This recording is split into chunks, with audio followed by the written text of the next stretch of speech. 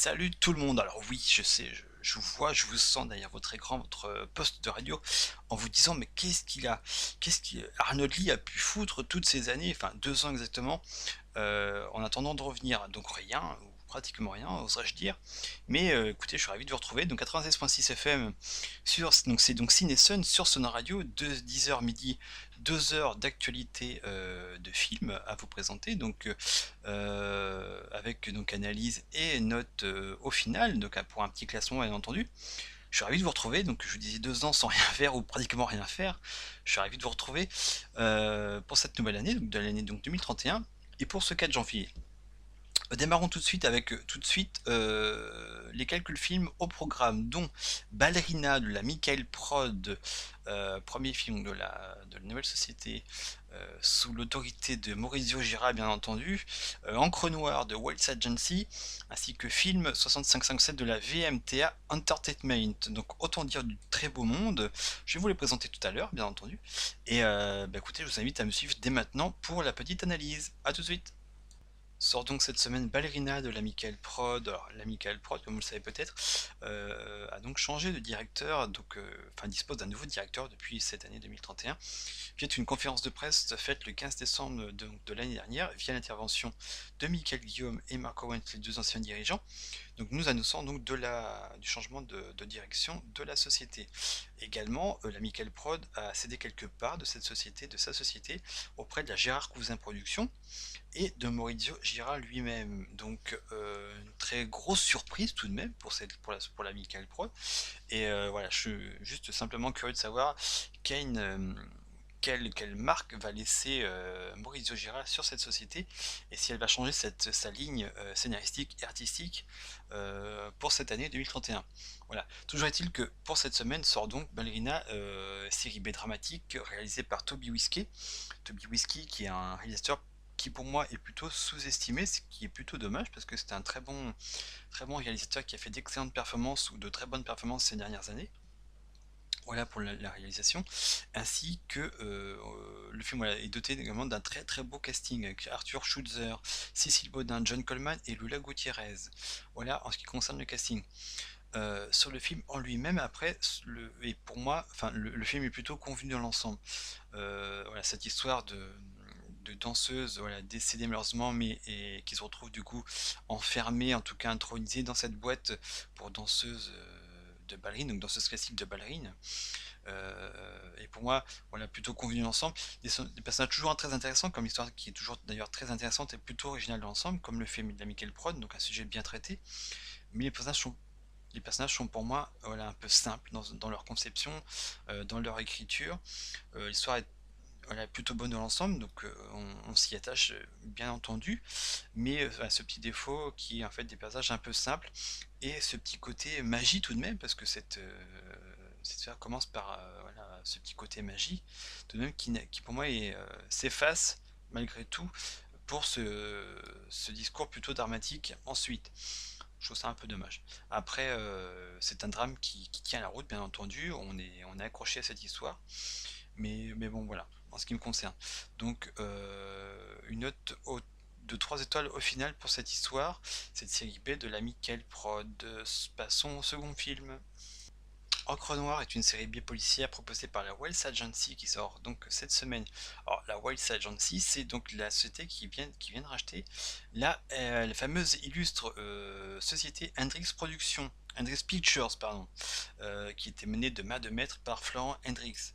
Alors le fondateur de la nouvelle société, qui est donc Wells Agency, n'est autre que Loki Oz, le fondateur de Oz Capital.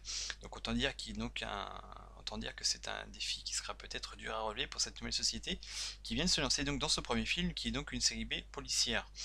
Alors, pour moi, c'est une sélection la sélection est plutôt réussie dans l'ensemble, dans le sens où l'histoire est immersive au possible, aussi avec véritablement d'intérêt Melville, donc l'écrivain dans ce Londres, qui est parfaitement décrite.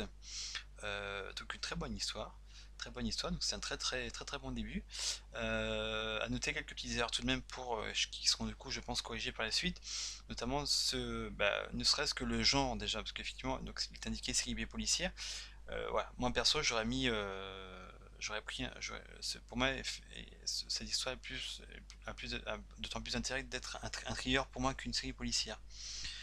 Sinon, côté casting, effectivement, on ne connaît pas, tout simplement pas, quel personnage joue quel rôle. C'est tout bête, mais voilà, c'est vraiment très important pour savoir qui joue quoi.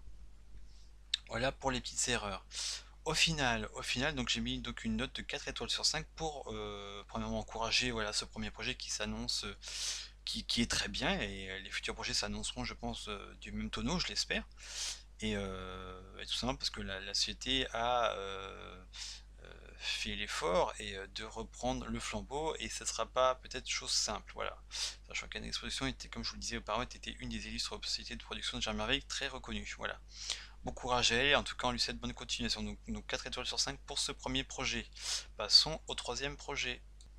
Et c'est en fait une nouvelle société de production qui nous présente un tout petit film, une série B, série Z d'horreur. Une nouvelle société qui s'intitule Vends-moi ton âme Entertainment. Nouvelle société donc de production qui présente film 65-57. Donc série Z d'horreur, comme je viens de vous l'expliquer. Bah écoutez, moi c'est plutôt un bon film, hein, plutôt simplé, mais avec un petit côté nanar pas dégueulasse. Donc j'apprécie personnellement, j'apprécie beaucoup. Les artistes sont des artistes géniques, bien entendu. La réalisatrice, le réalisateur, pardon, est également un artiste générique. Mais pour moi, c'est un très bon film d'horreur, un peu simplé, mais qui est franchement bien assumé, et personnellement, moi j'aime beaucoup.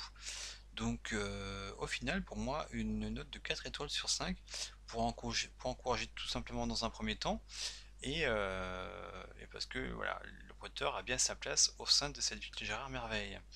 Donc 4 étoiles sur 5, voilà. Les Pays-Bulles Productions revient sur le devant de la scène avec un nouveau film intitulé Assiégé, donc une série d'action, sachant que la Pays-Bulles Productions revient après 6 mois d'absence, rien que ça, sachant que le dernier film était Dakota Smith 6. Alors, une nouvelle de série Z donc d'action intitulée Assiégé avec à la réalisation Elias Epstein, que vous connaissez de mémoire, donc c'est un artiste issu des films du Cyborg, donc un plutôt bon réalisateur, avec dans le premier rôle masculin, son premier rôle d'ailleurs, il s'agit de Hugues Carlson, pardon. Donc espérons, on va lui souhaiter une excellente carrière et espérons qu'il fasse une excellente performance dans ce premier film, ainsi que Maria Lima, donc que vous connaissez déjà, talentueuse comédienne s'il en est. Musique réalisée par Alice Gérard. Alors ce film, donc nous l'avons entendu lu et vu donc au cinéma, et ce que nous pouvons en tirer, et que c'est un film plutôt convenable dans l'ensemble. C'est pour un retour, c'est plutôt correct, je dirais, pour un film de la Bible Production, qui est une société de production que nous aimons particulièrement. Voilà. Donc que dire sinon sur ce film, que c'est voilà, certaines situations sont pour moi, je trouve, un peu cliché, quoi. L'homme qui se Harry, le fameux Harry qui donc éloigne la ville, donc il est bûcheron. Voilà, relativement pour moi un petit peu cliché. La fille droguée, ça, les méchants, voilà, le diable tatoué sur leur cou. Bon voilà, quelques petits clichés pour moi, je trouve, qui auraient pu être peut-être un peu évités, mais voilà. Sinon, que dire d'autre si ce n'est que voilà, quelques tournures de phrases un peu maladroites par-ci par-là, des mots peut-être un peu mal choisis de temps en temps dans le texte, donc voilà. Sinon, et surtout ce qui fait plaisir, c'est surtout cette affiche Made in Pitbull avec qui que l'on a auquel nous sommes habitués habituellement, et c'est vrai que ça fait plutôt plaisir à voir un film de la Pitbull, ça faisait bien longtemps qu'on l'avait pas vu, et ça fait du bien. Et voilà, et donc c'est vrai que du coup la société maintenant a sa marque de fabrique qui est en fait le cinéma d'action, et là encore une fois donc il fait mouche avec ce petit film d'action, évidemment fait pour servir ce premier rôle qui est Hugh Carlson dans son premier rôle, bien évidemment. Donc au final, pour moi, donc une note de 3 étoiles sur 5, un bon film correct, qui ne vaut pas plus que ça, je pense, mais pour un film de Pitbull, pour un retour, c'est vraiment pas mal, voilà.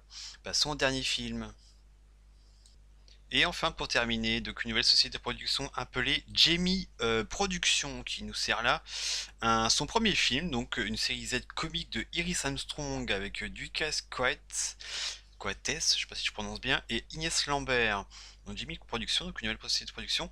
Alors, un film très court, je dirais même trop court, mais sacrément pas mal dans l'idée, effectivement. Affiche personnalisée, d'autant plus, donc ce qui fait plutôt plaisir à voir. Casting correct dans le sens où il n'y a pas d'amateur pour ce premier film, donc c'est excellemment, excellemment bien joué. Donc, une excellente entrée en matière pour cette société de production.